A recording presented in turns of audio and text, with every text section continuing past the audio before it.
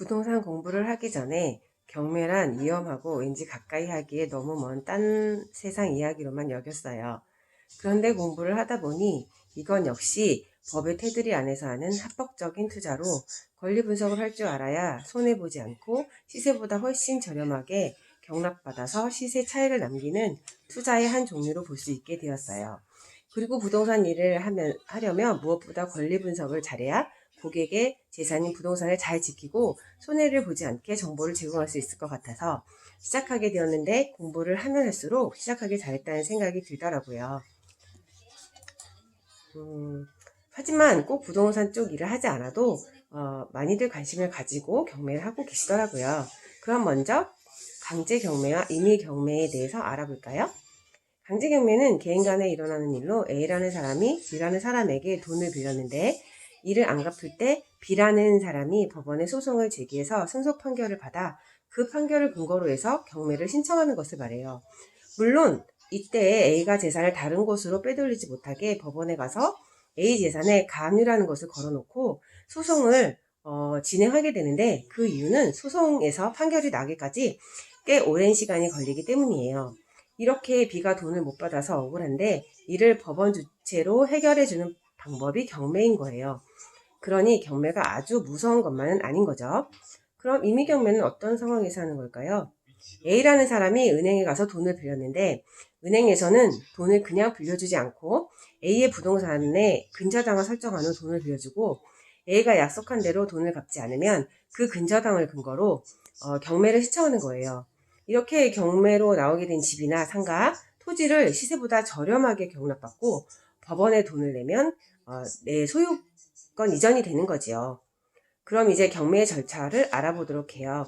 먼저 자신이 마련할 수 있는 돈을 확인하고서 투자할 지역, 종목을 선택하고 경매 사이트에서 물건 검색하고 공부 서류를 확인해야 돼요. 그리고 현저 답사하기가 있는데요. 부동산에 가서 시세를 문의한다거나 입지를 확인한다거나 점유자 확인하는 것 등을 말해요. 그리고 대출 및 전월세 가능 여부를 알아보고요. 입찰 게시판 확인 및 사건 기록 열람하고 경매 참여해서 경락을 받으면 되겠습니다.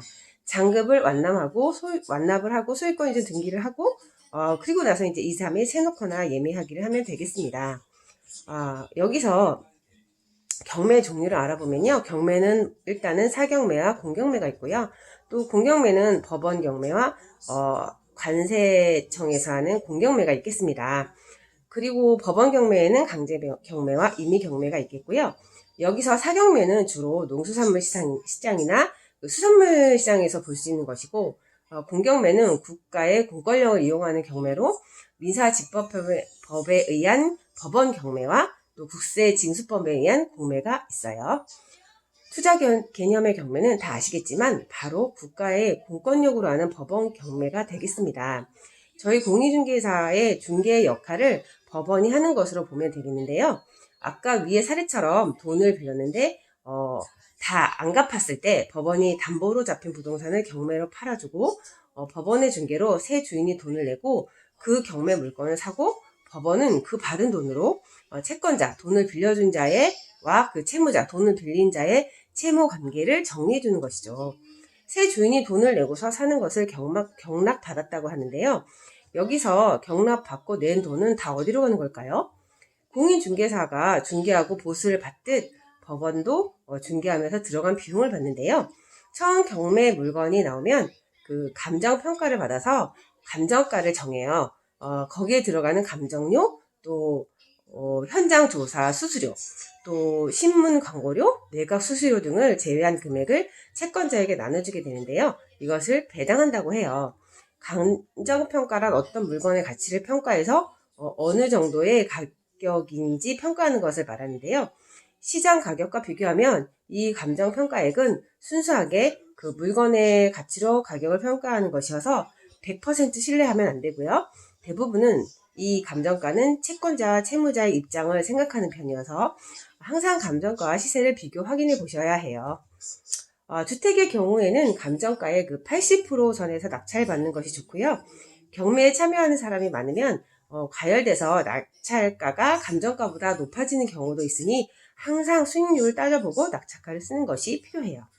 또 경매 물건의 감정 시기도 중요한데요.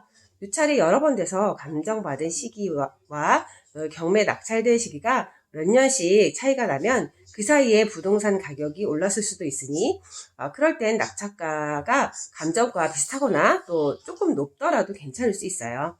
오늘은 투자 개념의 그 경매의 기초 부분을 알아보았는데요.